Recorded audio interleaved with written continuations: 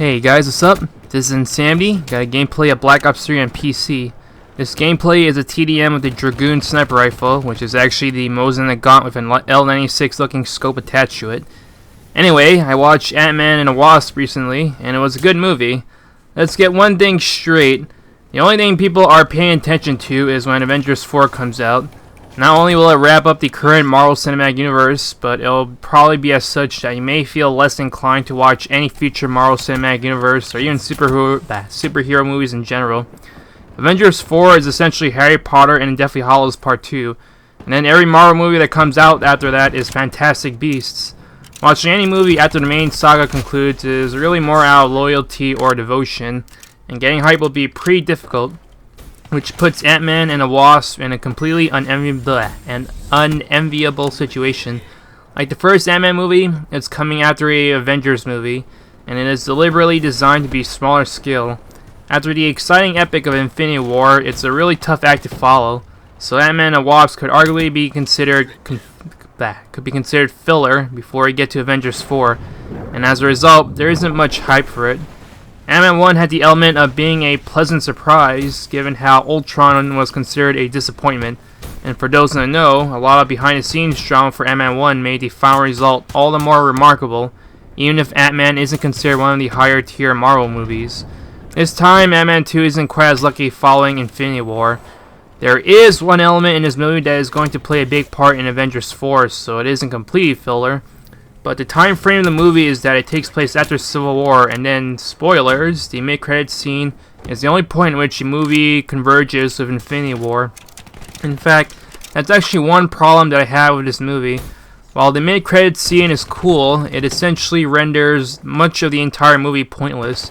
The credit scenes are also quite tonally at odds with the entire movie before that, since Ant-Man 2 retains a lot of the same lightheartedness of its predecessor, and then the credits scenes happen to be tonal whiplash.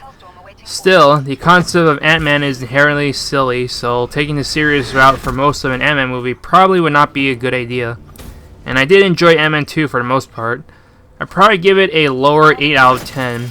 Despite the running time actually being slightly less than 2 hours, I actually did feel the running time, and the movie felt longer than it actually was. That's one negative. The other negative, as mentioned previously, was the movie being rendered pointless due to the credit scenes. Another negative is that the movie comes to a grinding halt when Ghost info dumps her backstory, which adds to feeling the runtime. She's very cool, visually speaking, with her suit and powers, but her actual character isn't really that interesting.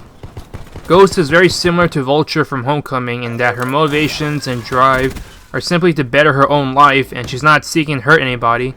But desperation eventually causes her to escalate her actions to the point that collateral damage and hurting others is eventually inevitable.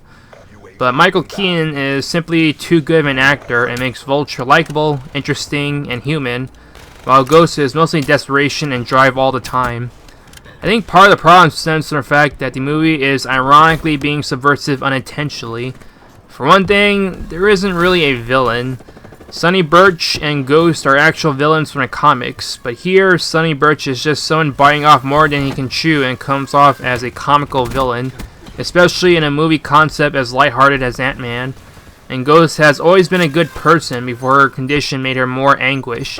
She's internally grateful when Jeanette hears her condition, and Scott refers to her as Ghost's friend in the mid-credits scene, so the villainy aspect of her character feels more of a label than anything.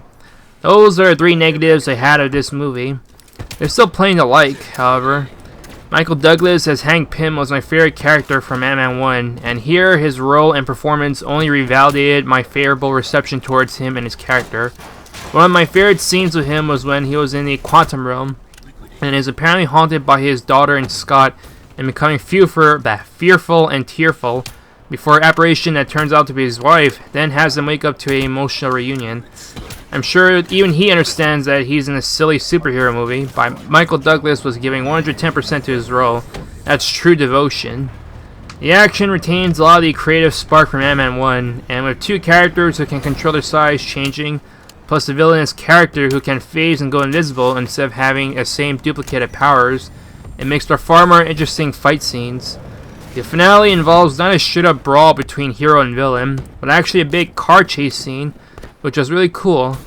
I like how every Phase 3 movie in the Marvel Cinematic Universe has really done their best to make the final act at least something different, or introduce a subversive element to the typical big brawl that is expected from superhero movies, and Ant-Man 2 is no different.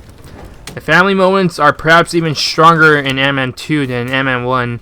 Scott has 2 wonderful bonding moments of his Cassie, who remains as adorable and even steals scenes of her facial expressions alone.